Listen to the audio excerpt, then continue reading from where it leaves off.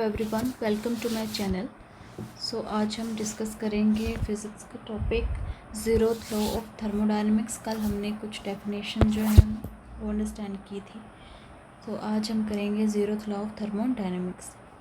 अब ये जो लॉ है थर्मोडायनेमिक्स का, ये क्या स्टेट करता है? इसमें बात की गई है टू सिस्टम की। If system A and B, कोई सिस्टम है, मान लिया ये सिस्टम आ गया ए, ये सिस्टम है बी, ये सेपरेटली रखने हैं आपने इक्विलिब्रियम स्टेट में, इसके साथ थर्ड सिस्टम के साथ। जैसे आप डायग्राम में देख रहे हो कि मान लीजिए कोई सिस्टम ए आ गया, ठीक है, और ये सिस्टम आ गया, एक मिनट,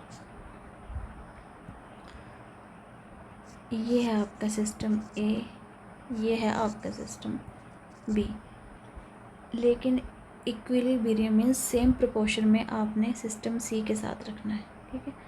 सिस्टम ये सी आ गया, ठीक है, और ये एक दूसरे के साथ कनेक्ट किए गए हैं।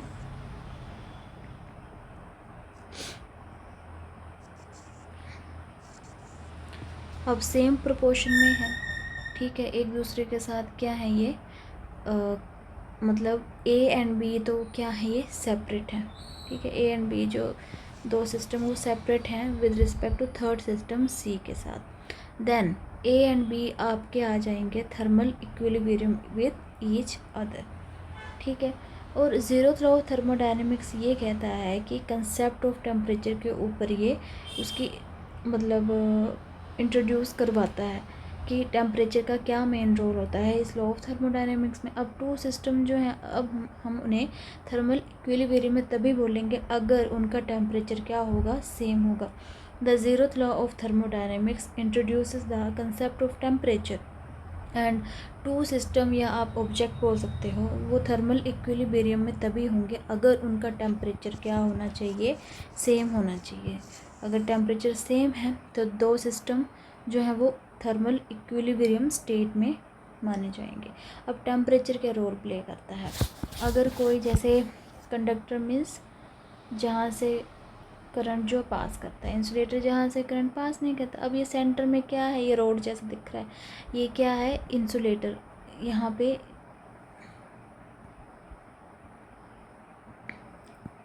ये जो है रोड जैसे, ये क्या है, इंसुलेटर का काम कर रही है। और ये जो है सिस्टम ए और बी के बीच, ये क्या है, कंडक्टर का काम कर रही है, कंडक्टिंग। और ये जो है सी के साथ ये इंसुलेटिंग का काम कर रही है। मतलब जो सिस्टम सी है वहाँ से करंट तो पास नहीं हो रहा है, लेकिन जो सिस्टम ए एंड बी है वहाँ पे कंडक्टिंग रोड है, तो मतलब वहाँ से करंट क्या है, इसलिए पास कर रहा है। तो टेम्परेचर की डेफिनेशन का ये रोल हुआ कि टेम्परेचर एक मैक्रोस्कोपिक फिज़िकल क्वांटिटी है, और ये बेसिकली क्या करती है, डिग्री बताती है कितनी है डिग्री ऑफ हॉटनेस और कोल्डनेस किसी बॉडी की। And two bodies are said to be in thermal equilibrium if and only they are at same temperature. And in this situation heat जो होगी इन टू ऑब्जेक्ट के बीच या बॉडी के बीच, ये equal हो भी सकती है और इक्वल नहीं भी हो सकती है।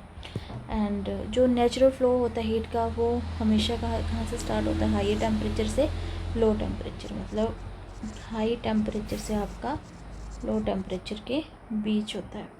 और टेम्परेचर जो किसी भी बॉडी का, वो डायरेक्टली प्रोपोर्शनल होता है kinetic energy of random motion of molecules या एटम ऑफ सब्सटेंस। तो टेम्परेचर किसी बॉडी का वो डायरेक्टली प्रोपोर्शनल होता है काइनेटिक एनर्जी ऑफ सब्सटेंस।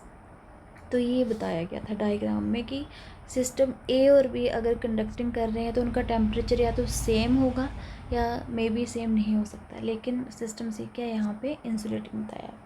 तो ये था zeroth law of thermodynamics. And ये शॉर्टकट में कुछ टर्म्स हैं ज़ीरोथ लॉ की, फर्स्ट लॉ की, सेकंड लॉ की, थर्ड लॉ की, तो हम एक नज़र इस पर भी डाल देते हैं।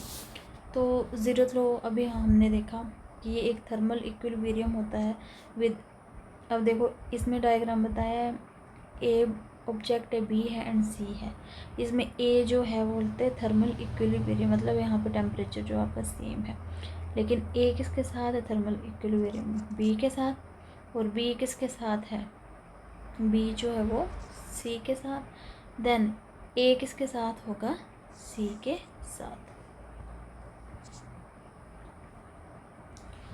तो on the basis of temperature measurement के बेस। और फर्स्ट लॉ क्या कहता है कि एनर्जी जो है कैन नाइदर बी क्रिएटेड, ना हम एनर्जी को कभी क्रिएट कर सकते हैं ना डिस्ट्रॉय कर सकते हैं, सिर्फ हम कन्वर्ट कर सकते हैं।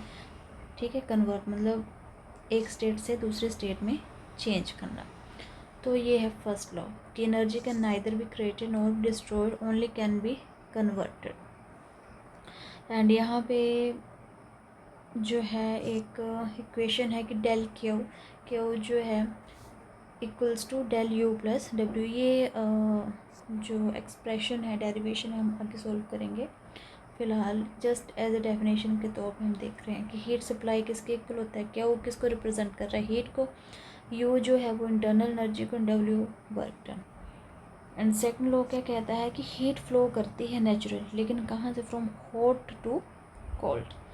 कभी भी कोई चीज़ जैसे ये चाय है, ठीक है, ये क्या है, ये कभी मतलब अब कौन से स्टेट में है, हॉट स्टेट में है ना, ठीक है, टी या कुछ भी ले लो हॉट स्टेट में, तो जब वो कोल्ड स्टेट में ठंडी हो जाएगी, ठीक है, पर कोल्ड से वो दोबारा हॉट तो नहीं हो सकती ना, एक ही मतलब सिचुएशन में वो चेंज होगी कि हीट फ्लो करेगी hot to cold, not from cold to hot. और जैसे ये है, अब ये हॉट से कोल्ड तो होगी, लेकिन कोल्ड से दोबारा ये रिवर्स नहीं होगी प्रोसेस, सिर्फ एंट्रोपी इंक्रीज़ करेगी। इसकी डेफिनेशन में हम पढ़ेंगे। तो ये था सेकंड लॉ कि हीट फ्लो तो करती है, लेकिन कहाँ से, फ्रॉम हॉट टू कोल्ड, और यहाँ पे एंट्रोपी इंक्रीज़ करती है। और अब थर्ड लॉ है, इसमें बताया गया कि एट एब्सोल्यूट ज़ीरो, जब 0 केल्विन होगा तो एंट्रोपी होगी किसी भी परफेक्ट क्रिस्टल की, वो कैसे होगी, ज़ीरो होगी। मतलब इम्पॉसिबल होगा टू रिच प्रैक्टिकली इस सिचुएशन के ऊपर। तो ये ज़ीरोथ लॉ था, फर्स्ट लॉ था, सेकंड था, थर्ड लॉ था। तो ज़ीरोथ लॉ किसके ऊपर बेस्ड है, टेम्परेचर के ऊपर, ये याद रखना है। ज़ीरोथ लॉ जो है वो टेम्परेचर के ऊपर बेस्ड है। एंड सेकंड लॉ जो है वो एनर्जी कन्वर्सेशन के ऊपर बेस्ड है। एंड सेकंड जो वो डायरेक्शन ऑफ हीट, थर्ड जो एब्सोल्यूट ज़ीरो। तो ये डिफरेंस था इन चारों लॉज के बीच। तो आई होप आपको ये डेफिनेशन एंड ये लॉ अच्छे से समझ आया होगा। अगर वीडियो अच्छी लगी, वीडियो को लाइक करें, शेयर करें एंड चैनल को सब्सक्राइब करें। Thank you so much.